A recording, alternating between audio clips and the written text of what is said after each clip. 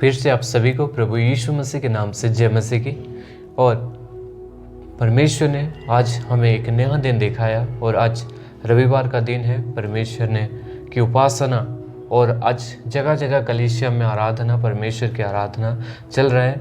और फिर भी परमेश्वर ने आज हमें मौका दिया कि हम परमेश्वर के संदेश को सुने, परमेश्वर को जाने। आप सभी को मैं प्रभु यीशु मसीह के नाम से धन्यवाद करता हूँ और सबको आने वाला प्रभु यीशु मसीह के नाम से जय मसीह की। आइए हम वचन में से जाने से पहले प्रार्थना करेंगे। स्वर्गीय पिता परमेश्वर सेनाओं का यहोवा, प्रभु तेरा धन्यवाद, तेरी महिमा हो प्रभु जी। प्रभु आज इस संदेश को प्रभु तेरे लोगों तक पहुंचाने के लिए तू मुझे मदद कर, सहायता कर यीशु। प्रार्थना सुना प्रभु, धन्यवाद। नासरत यीशु के नाम से प्रार्थना, आमीन। आज हम देखेंगे कि 10 महत्वपूर्ण बात एक मसीह लोगों के लिए। अगर आप एक विश्वासी हैं, अगर आप प्रभु यीशु मसीह को जानते हैं और यीशु मसीह के साथ चलना पसंद करते हैं, तो ये जो 10 बातें आज मैं आपको बताने को जा रहा हूँ, ज़रूर आपको ये मदद करेगा और हमारे जीवन में काफ़ी मददगार विषय है, जो कि हमें हमारी मसीह जीवन यानी कि विश्वास के जीवन में हमें डेवलपमेंट करेगा, हमें उन्नति कराएगा। और ये 10 महत्वपूर्ण बात है जो एक विश्वासी मसीह जीवन में बढ़ने से पहले उसको अपने जीवन में ये सारे विषय को लागू करना चाहिए। और हम जानते हैं कि सबसे पहले हमें एक धन्यवादी पुरुष बनना है। हम जानते हैं कि हर बात में हमें धन्यवाद करना है। जब यीशु मसीह ने इस दुनिया पर था, यीशु मसीह जब अपने चेलों को सिखाया कि हम कैसे जगह पे धन्यवाद करना है, जब प्रभु यीशु मसीह ने 5000 से अधिक लोगों को रोटी खिलाया तो परमेश्वर ने धन्यवाद किया। उसके बाद उसने रोटी को और मछली को लोगों में बांटने को बताया। हम जानते हैं जब आखिरी रात यीशु मसीह ने अपने चेलों के साथ भोजनालय में बैठा और उसी समय में रोटी और दाखरस लेकर परमेश्वर का धन्यवाद किया। और वैसे ही जब लाजरस मर गया था और जिलाने से पहले परमेश्वर की धन्यवाद किया। हमें मसीह जीवन में जीने से हमें एक धन्यवादी पुरुष बनना बहुत ही जरूरी है। संत पौलुस कहते हैं कि हर बात में हर समय धन्यवाद करो, क्योंकि तुम्हारे लिए मसीह यीशु में परमेश्वर की यही इच्छा है। पहला थिस्सलुनीके उसका 5 और 18 वचन में हम जान सकते हैं। चाहे हमारे जीवन में दुख हो या सुख हो, कभी धन्यवाद देना नहीं भूलना, क्योंकि धन्यवाद देने से शिकायत कम होता है। और हम अगर शिकायत ही करते रहेंगे तो हम परमेश्वर का धन्यवाद कभी नहीं कर पाएंगे। दूसरा बात है, हम सदैव नम्र होना चाहिए। हमारा परमेश्वर यीशु मसीह नम्र है। एक नमूना दिखा के हमें यीशु मसीह ने गया, हमारे पापों को उठा ले गया और हम जो दुख, कष्ट और जो ताड़ना हमें सहना था, वो सारे विषय यीशु मसीह स्वयं खुद ले लिया। एक नम्रता का जिंदगी। और मसीह जीवन में आगे बढ़ने से हमें सबसे पहले निर्णय कर लेना है कि मेरे जीवन को मैं नम्र बनाऊं। अगर मैं नम्र बन जाता हूं तो मैं काफ़ी विषय को मैं सहन कर सकता हूं। अगर नम्रता हमारे बीच में नहीं है तो हम कुछ भी विषय को हम सहन नहीं कर पाएंगे। और नम्रता होने का मतलब है कि हमारा जो स्वार्थ भरे जीवन को छोड़ करके प्रभु यीशु मसीह का पीछा करना। अगर हम यीशु मसीह के पीछा करते हैं तो हम जरूर नम्र व्यक्ति बनेंगे और जो पाप है इसे हम छोड़ देंगे और यीशु मसीह के पीछे चलने लगेंगे। हमारा जीवन इस दुनिया की धन संपत्ति, नाम कमाने में नहीं, बल्कि परमेश्वर की इच्छा को पूरी करने में है। और अगर हम परमेश्वर की इच्छा को पूरी करते हैं तो हमारे अंदर एक नम्रता का स्वभाव भी है। आइए हम तीसरी पॉइंट पर जाएंगे और तीसरी पॉइंट है कि बाइबल का अध्ययन करो। बाइबल हमें पढ़ना जरूरी है और हमारे समय समय में परमेश्वर का वचन को हमें पढ़ना बहुत ही जरूरी है। जब तक हम प्रभु की बातें और उसकी इच्छा या मर्जी को नहीं जानते तो हम उसे कैसे पूरा कर सकते हैं। प्रभु यीशु के बारे में जानने के लिए हमें बाइबल को पढ़ना जरूरी है। बाइबल पढ़ने का नियम हमें बहुत अच्छे से मालूम है कि बाइबल को हम जब लेते हैं तो सबसे पहले हम दुआएं करते, प्रार्थना करते हैं कि परमेश्वर मुझे सहायता कर कि मैं तेरी पवित्र वचन को मैं समझ सकूं। और हम जब बाइबल पढ़ते हैं तो आप भी अपने जीवन में ये लागू करें कि बाइबल के साथ एक नोटबुक पेन या पेंसिल आप ले करके बैठे, जो आप सीखेंगे परमेश्वर जो आपको सिखाएगा, क्योंकि प्रार्थना हम इसलिए करते हैं कि परमेश्वर मुझे सहायता कर ताकि मैं तेरी पवित्र वचन को समझ सकूं। ठीक वैसे ही हमें प्रार्थना करके यही सारे विषय लेना और परमेश्वर जो हमें सिखाएगा वही बातें को हमें लिखना बहुत ही जरूरी है। जब हम जानते हैं कि प्रभु यीशु ने कहा मनुष्य केवल रोटी से नहीं बल्कि हर एक वचन जो परमेश्वर के मुख से निकलता है उससे जीवित रहता है। हमारे दुनिया में जीने के लिए हमें रोटी चाहिए, खाना चाहिए। ठीक वैसे ही हमारे आत्मिक जीवन में बढ़ने के लिए परमेश्वर का वचन चाहिए। शैतान से युद्ध करने के लिए हमें पवित्र वचन चाहिए। और अगर हमारे पास पवित्र वचन यानी आत्मिक रोटी अगर हमारे पास नहीं है तो हम जल्दी प्रलोभन में गिर जाएंगे और हम हार जाएंगे। इसीलिए हमें तैयार होना है कि हम परमेश्वर की वचन को पढ़ें। हम जाएंगे चौथा पॉइंट पर, और चौथा पॉइंट है हमें बाइबल को कंठस्थ करना यानी कि मुसमानी करना, याद करना। अगर हम परमेश्वर के वचन को याद करते हैं तो हम पाप से बच जाएंगे। वचन में लिखा है भजन संहिता 119 और 11 वचन, दाऊद वहाँ पर कहता है कि मैंने तेरे वचन को अपने हृदय में रख छोड़ा है ताकि मैं तेरे विरुद्ध पाप ना करूं। ठीक वैसे ही दाऊद हमें सिखाता है बाइबल को केवल पढ़ना ही जरूरी नहीं बल्कि बाइबल को गहराई से समझना और गहराई से हमें याद करना है। अगर हमारे पास वचन है, परमेश्वर का संदेश है, तो हमें शैतान कभी भी हरा नहीं सकता है। अगर हमारे पास वही विषय नहीं है तो हम हार जाते हैं। जब यीशु मसीह को शैतान ने ले जाता है पहाड़ों पर और कहता है कि ये पत्थर, यीशु मसीह उपवास के खत्म करके आते समय कहता है कि तू भूखा होगा, ये पत्थर को रोटी बनने को आदेश दे और इसे खा। लेकिन यीशु मसीह कहता है कि परमेश्वर वचन में लिखा है मनुष्य केवल रोटी से नहीं बल्कि परमेश्वर का हर एक वचन से वो जीवित रहता है। वैसे ही अगर हम परमेश्वर के वचन को हमारे अंदर में मुसवानी करेंगे तो हम शैतान से जय कर पाएंगे।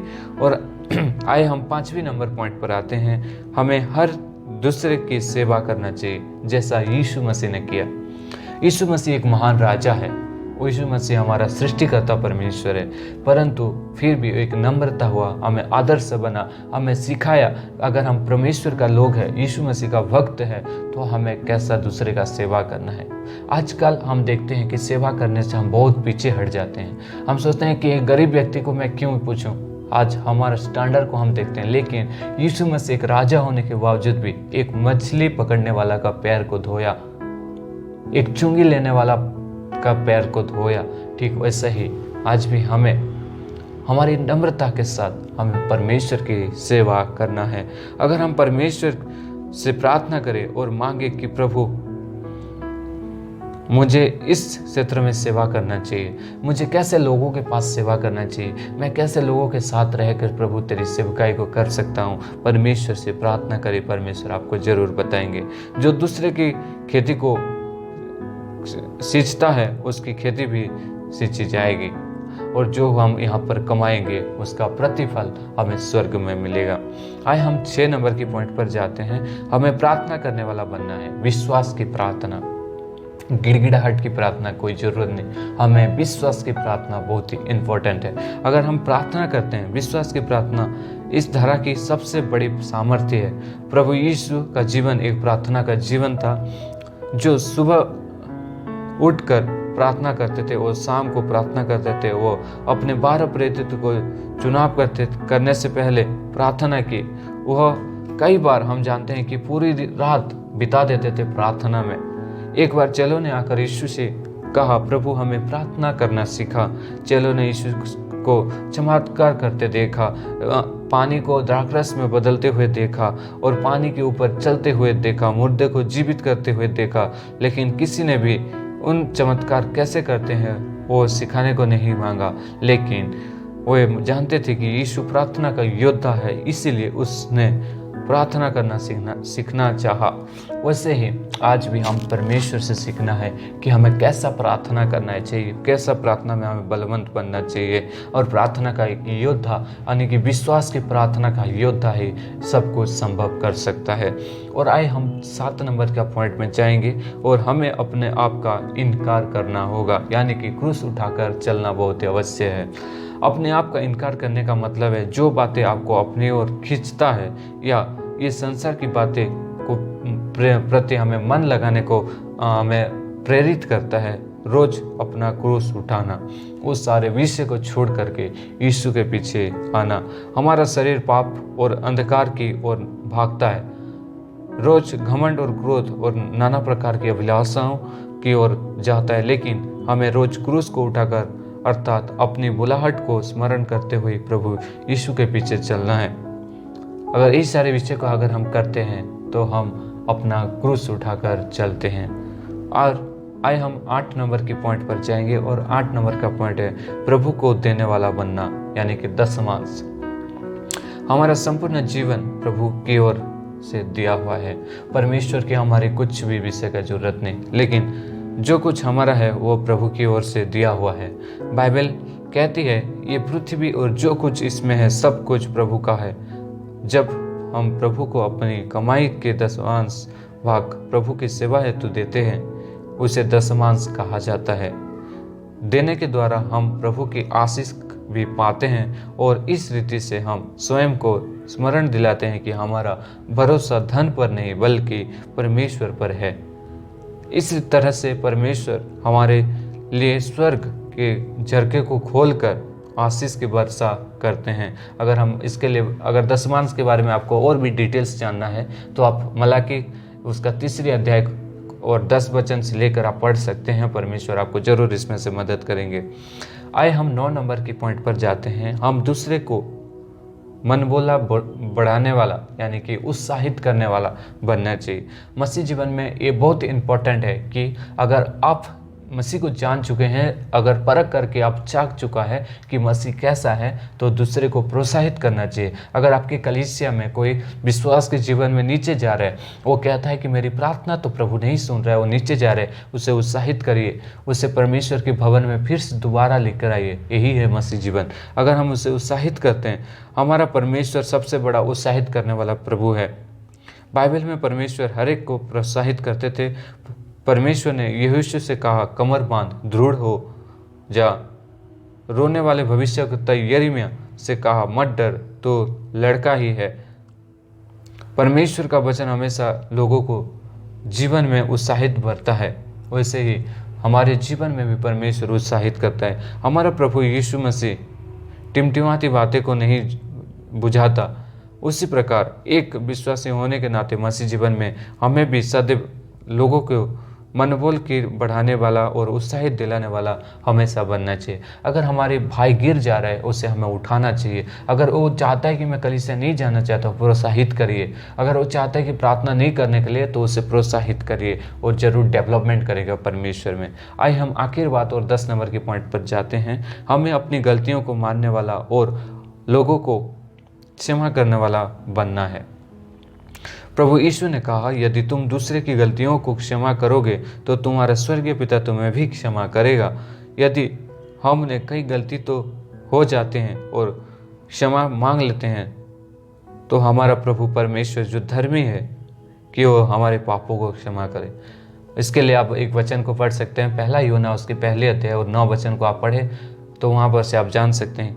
और प्रभु यीशु ने कहा, यदि तुम परमेश्वर के भवन में कुछ भेंट लेकर चढ़ाने आते हो और यदि तुम्हारे स्मरण आए कि तुम्हारे भाई के मन में तुम्हारे विरुद्ध कुछ है, तो भेड़ को वहीं रख कर जाओ और जाकर अपने पहले भाई से मेल कर ले आओ और आकर भेंट चढ़ाओ।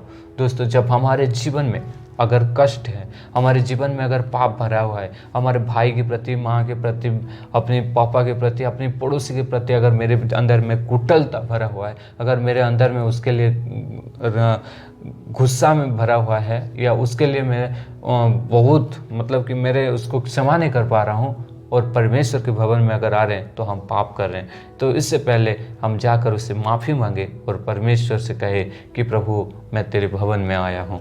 आज मैं आपको 10 इम्पोर्टेंट बात आपको बताए जो हमें मसीह जीवन में डेवलपमेंट करने के लिए या मसीह जीवन में चलने के लिए आपको जरूर मदद करेगा। पहले हमने देखा कि हर बात में धन्यवाद देने वाला बनना चाहिए, धन्यवाद की प्रार्थना। और दूसरे में हमने देखा कि हमें सदैव नम्रता होना चाहिए। सच्चे मसीह जीवन जीने के लिए हमें नम्रता बहुत ही ज़रूरी है। तीसरा हमने देखा कि बाइबल की अध्ययन, और हमने चौथा पॉइंट पे देखा कि बाइबल का वचन जो है उसको हमें मुसवानी करना बहुत ही ज़रूरी है। 5 नंबर पॉइंट पे हमने देखा कि हमें एक दूसरे की सेवा करना है जैसा यीशु मसीह ने किया। 6 नंबर पॉइंट पे हमने देखा कि हमें प्रार्थना करने वाला बनना है जैसे कि विश्वास की प्रार्थना। 7 नंबर पॉइंट पे हमने देखा हमें अपने आप को इनकार करना है यानी कि क्रूस उठाकर चलना है। और 8 नंबर वचन में हमने पॉइंट पे देखा प्रभु को देने वाला बनना है। और हमें 9 नंबर पॉइंट पे हमने देखा हम दूसरे को मन बोला बढ़ाने के लिए या उत्साहित करने वाला बने। और 10 नंबर पॉइंट और आखिर पॉइंट पे हमने देखा कि हमें अपनी गलतियों को मानने वाला और अपने लोगों को क्षमा करने वाला बनना चाहिए। परमेश्वर आप सभी को सहायता करे, मदद करे, और ज़रूर मैं विश्वास करता हूँ ये वचन से आपको ज़रूर कुछ ना कुछ सीखने को परमेश्वर ने सहायता किया, मदद किया। सबको जय मसीह की। Thank you. God bless you.